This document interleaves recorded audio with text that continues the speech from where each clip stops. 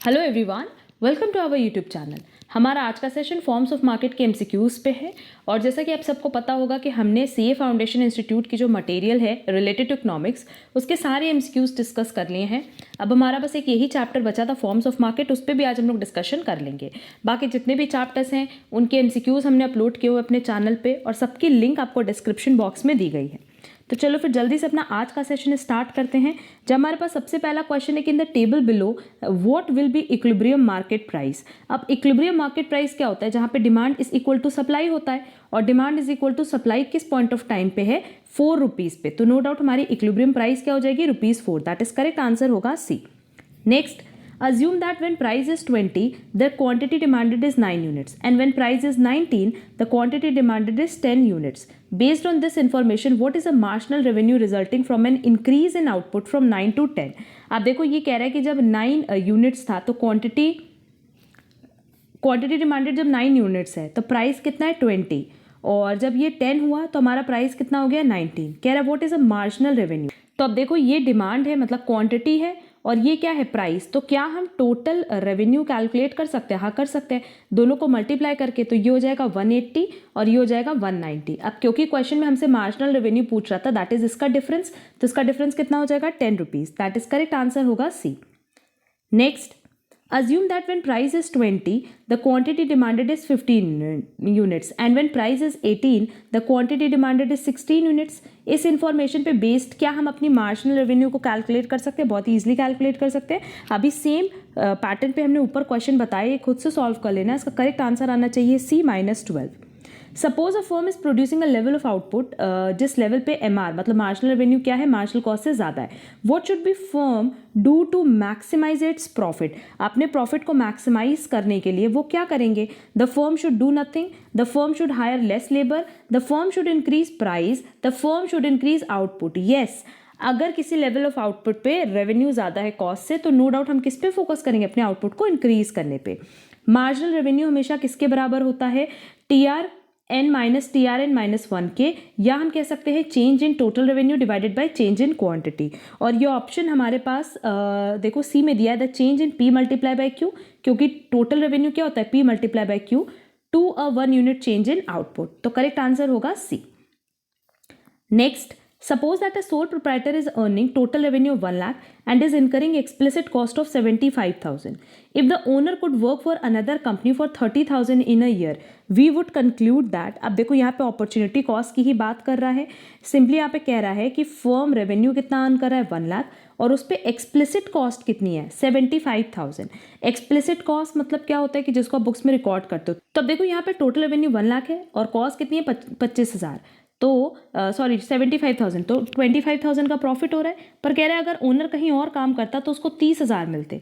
तो कहीं ना कहीं क्या है, फर्म को लॉस हो रहा है ना। हम हमेशा क्या करते हैं कि वो ऑप्शन चूज करते हैं जहाँ पे हमें ज़्यादा बेनिफिट हो।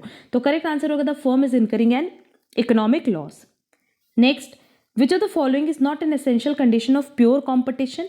Large number of buyer seller होते हैं, होमोजीनियस प्रोडक्ट होता है, फ्रीडम ऑफ एंट्री होता है, but absence of transport cost नहीं होगा। What is the shape of the demand curve faced by a firm under perfect competition? हमें पता है परफेक्ट कॉम्पिटिशन में पैरेलल टू एक्स एक्सिस बनता है, जिसको हम लोग हॉरिजॉन्टल भी बोलते हैं। दैट इज करेक्ट आंसर होगा A. Which is a first order condition for the profit of a firm to be maximise? सबसे पहली कंडीशन होती है MR is equal to MC, और फिर होता है कि MC कर्व कट करेगा MR कर्व को फ्रॉम बिलो। तो करेक्ट आंसर होगा B. Which of the following is not a characteristics of a price taker? Price taker मतलब कौन सा मार्केट का बात करें? प्राइस टेकर होगा परफेक्ट कॉम्पिटिशन मार्केट। यहाँ पे total revenue is equal to price multiply by quantity होगा। येस, एवरेज रेवेन्यू हमेशा प्राइस के बराबर होता है। Negatively sloped demand curve, no, ये तो पैरेलल टू एक्स एक्सिस होता है। दैट इज करेक्ट आंसर होगा सी। और मार्जिनल रेवेन्यू भी यहाँ किसके बराबर होता है? प्राइस के। क्यों? क्योंकि यहाँ पे प्राइस का कोई कॉम्पिटिशन ही नहीं होता। Which of the following statement is false? Economic cost include the opportunity cost of the resources owned by the firm, ये correct है।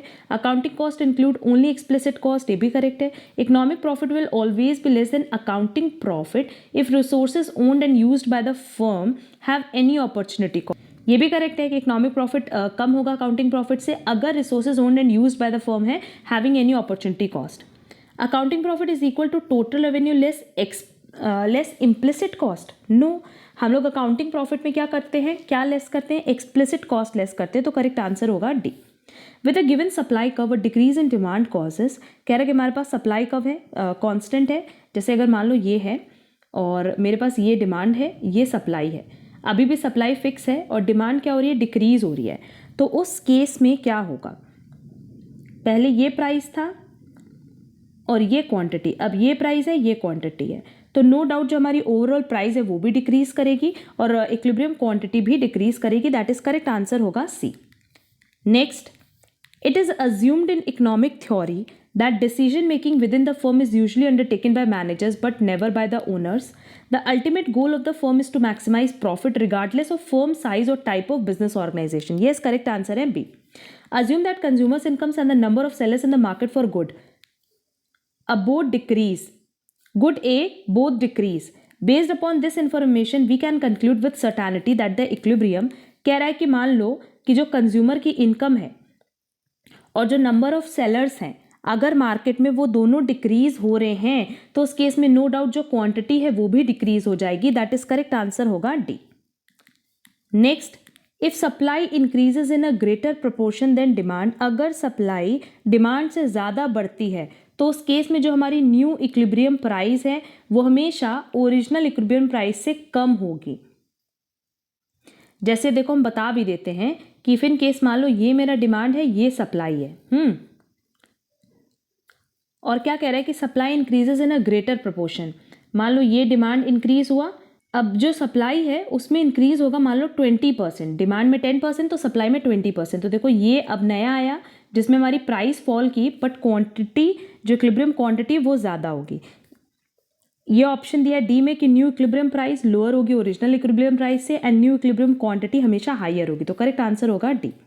Next, assume that in the market for goods Z there is a simultaneous increase in demand and quantity supplied. कह रहा है एक particular market में demand भी बढ़ रहा है और सप्लाई भी बढ़ रही है, उस केस में क्या होगा, an increase in equilibrium price and quantity, a decrease in equilibrium price and quantity, an increase in equilibrium quantity and uncertain effect on equilibrium price, क्योंकि दोनों अगर सेम रेट से बढ़ेंगे ना तो प्राइस पे कोई इम्पैक्ट नहीं पड़ेगा। Suppose a technology for producing personal computers improve and at the same time individuals discover new uses for personal computer so that there is a greater utilisation of personal computer, which of the following will happen to equilibrium price and equilibrium quantity. देख लेते हैं, price will increase, quantity can not be determined, price will decrease, quantity can not be determined, quantity will increase, price can not be determined. अब क्या कह रहा है कि मान लो कि टेक्नोलॉजी जो है फॉर प्रोड्यूसिंग पर्सनल कंप्यूटर वो इंप्रूव हो गई और उसी पॉइंट ऑफ टाइम पे इंडिविजुअल ने कुछ ऐसा डिस्कवर किया कि जो पर्सनल कंप्यूटर है उसके नए नए यूज़ भी वो फाइंड आउट करें, तो नो डाउट क्वांटिटी तो इंक्रीज होगी, पर क्या उस लेवल पे आप प्राइस डिटरमाइन कर सकते हो? नो, करेक्ट आंसर होगा C. Next, which of the following is not a condition of perfect competition, large number of firms है, परफेक्ट मोबिलिटी है, but informative advertising to ensure that consumer have good information. इसमें ये माना जाता है ना कि रैशनल कंज्यूमर है, सबको प्रॉपर मार्केट की नॉलेज है। Which of the following is not a characteristics of a perfectly competitive market, large number of firms तो होगा, output of the firms are perfect substitutes for one another, firms face downward sloping demand curve, again downward sloping नहीं होगा, parallel to X axis होगा, that is horizontal, correct answer होगा C. Which of the following is not a characteristics of monopolistic competition? Ease of entry into the industry है, product differentiation है, relatively large number of sellers है, but homogeneous product perfect competition में होता है ना कि monopolistic competition में। Next, monopoly may arise in a product market because a significantly important resource for the production of the commodity is owned by a single firm. The government has given the firm patent right to produce the commodity. The cost of production and economies of scale make production by single producer more efficient. Correct answer होगा D कि ये सब arise होते हैं monopoly market. Oligopolistic industries कैसे characterise होगी? A few dominant firms and substantial barriers to entry, यही होता है ना कि 2 to 10 सेलर्स होते हैं इसमें। Price taking firms, that is firms that operate in a perfectly competitive market, are said to be small relative to the market. Which of the following best describes this smallness? The individual firm must have fewer than 10 employees. The individual firm faces a downward sloping. The firm has assets of less than 20 lakh. The individual firm is unable to affect the market price through its output decision. अब ये कह रहा है कि perfectly competitive market में आपको छोटा कब माना जाएगा? जब आप किसी भी तरीके से ना तो प्राइस को अफेक्ट कर पाओगे और ना ही आउटपुट डिसीजन को, तो करेक्ट आंसर होगा D. Next, for a price taking firm, जो प्राइस टेकिंग फर्म है उनके लिए हमेशा याद रखना कि marginal revenue is equal to price होगा, is equal to average revenue होगा. दैट इज करेक्ट आंसर होगा B, MR is equal to price. Next, monopolistic competition differs from perfect competition primarily because, क्योंकि मोनोपोलिस्टिक में किस तरह का प्रोडक्ट होता है, डिफरेंशिएटेड, एंड परफेक्ट में होता है homogeneous. In monopolistic competition firms can differentiate their products. The long run equilibrium outcomes in monopolistic competition and perfect competition are similar because in both market structure the efficient output level will be produced in long run. Firms will be producing at a minimum average cost. Firm will earn only a normal profit in long run. Which of the following is a distinguishing characteristics of oligopolies? A standardized product, the goal of profit maximization, the interdependence among firms. अब 2 to 10 अगर sellers है तो उनका हमेशा आपस में interdependence बना रहेगा. In which form of the market structure is the degree of control over the price of its product by a firm very large? No doubt monopolies का correct answer होगा. Next, एवरेज रेवेन्यू कर्व को हम और क्या कहते हैं? Average revenue curve को हम डिमांड कर्व भी कहते हैं. दैट इज करेक्ट आंसर होगा B. Under which of the following forms of market structure does a firm have no control over the price of its product? आप price taker कहाँ होते हैं? परफेक्ट कॉम्पिटिशन मार्केट में. Next, discriminating monopoly implies that the monopolist charges different prices for his commodity from different groups of consumers for different uses at different places. यही होता है ना discriminating monopoly, मतलब price discrimination. तो आप अलग अलग लोगों से अलग अलग रेट चार्ज करते हो अलग अलग यूज़ के लिए या अलग अलग प्लेसेस के लिए. करेक्ट आंसर होगा डी, कि इनमें से कोई भी हो सकता है. Price discrimination will be profitable only if the ED, that is elasticity of demand in different sub-market is different. ये भी हमने पढ़ाया है. In the context of oligopoly, the king demand hypothesis is designed to explain. ये जो king demand curve है ये हमेशा किस लिए बना होता है? प्राइस रेजिडिटी के लिए, क्योंकि हमें पता है कि अगर आप प्राइस बढ़ाओगे तो कोई आपको फॉलो नहीं करेगा और आपके कस्टमर शिफ्ट हो जाएंगे, और प्राइस घटाओगे तो जितने भी आपके कॉम्पिटिटर्स हैं सब आपको फॉलो करके अपनी प्राइस घटा देंगे, तो ओवरऑल पूरे मार्केट का नुकसान होगा. The firm in a perfect competitive market is a price taker. This designation as a price taker is based on the assumption that the firm have some but not complete control over its product price.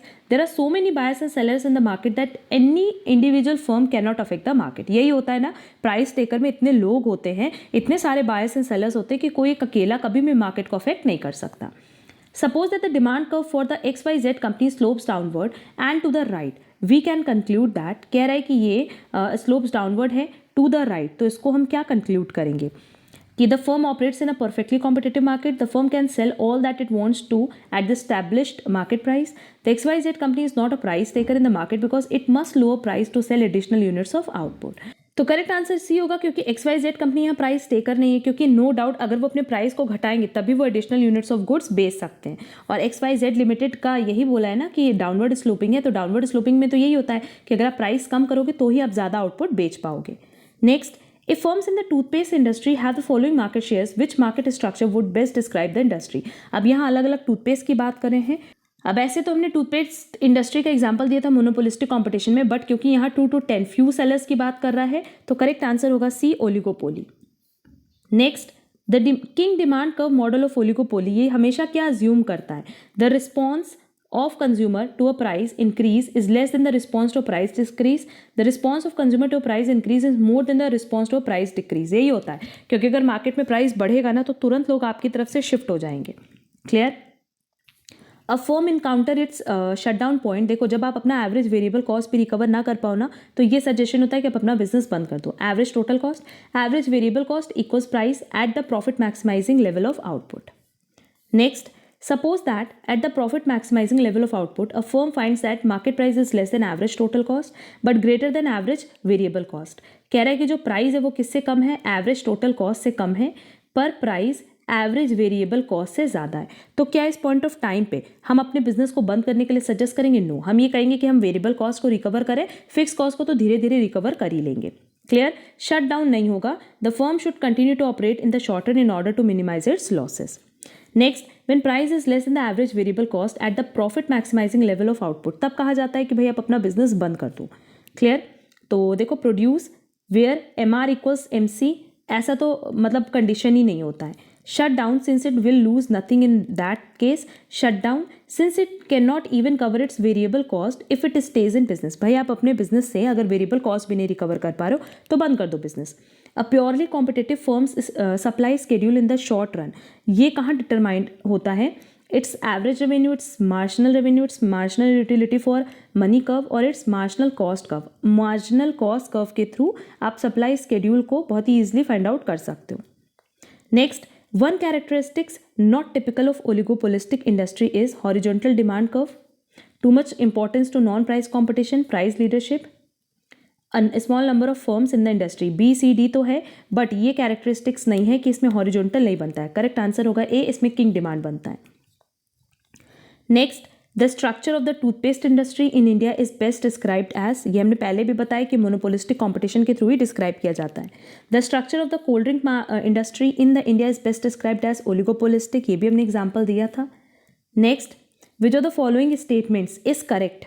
Even a monopolistic firm can have losses, firms in a perfectly competitive market are price taker, it is always beneficial for a firm in a perfectly competitive market to discriminate prices। Incorrect पूछा है, kink demand curve is related to an oligopolistic market. पहला, दूसरा और आखिरी सही है। Correct answer होगा सी, क्योंकि परफेक्टली कॉम्पिटिटिव मार्केट में प्राइसेस की तो बात ही नहीं होती। Next, under perfect competition in the long run, long run में कभी भी आप सुपर नॉर्मल प्रॉफिट नहीं जनरेट कर सकते। करेक्ट आंसर होगा B. When dash we know that the firms are earning just normal profit, normal profit के लिए क्या सिचुएशन है? AR is equal to AC, that is correct answer होगा A। Next, when dash we know that the firms under perfect competition must be producing at the minimum point of the average cost curve and so there will be productive efficiency। Perfect competition में minimum point of the average cost curve की बात करेंगे तो marginal cost is equal to average cost होगा, that is correct answer होगा B. Next, when dash there will be allocative efficiency, meaning thereby that the cost of the last unit is exactly equal to the price, consumers are willing to pay for it and so that the right goods are being sold to the right people at the right place। ऐसा कब होता है? जब marginal cost किसके बराबर होता है? हर एक एवरेज रेवेन्यू के, दैट इज करेक्ट आंसर होगा C. Agricultural goods markets depict characteristics close to perfect competition, क्योंकि वहाँ पे प्राइस का कॉम्पिटिशन नहीं होता है, मार्केट का होता है, आउटपुट का होता है। Which of the following is not a characteristics of a competitive market? There are many buyers and sellers. The goods offered for sales are largely the same. Firm generate small but positive supernormal profit in long run. No, long run में आप सिर्फ normal profit ही generate कर सकते हो। Which of the following markets would most closely satisfy the requirements for a perfectly competitive market? Perfectly competitive market के लिए electricity, ये तो मोनोपोली है। केबल टेलीविजन, कोला, ये ओलिगोपोली है। करेक्ट आंसर होगा D, milk. Next, which of the following statement is accurate regarding a perfectly competitive firm? Demand curve is downward sloping, the demand curve always lies above the marginal revenue curve, average revenue need not be equal to price, price is given और उसी के basis पे हम entire market के price को determine करते हैं। The market for hand tools is dominated by Draper, Stanley and Craftsman, और ये बेसिकली किस तरह का मार्केट है? ओलिगोपोली।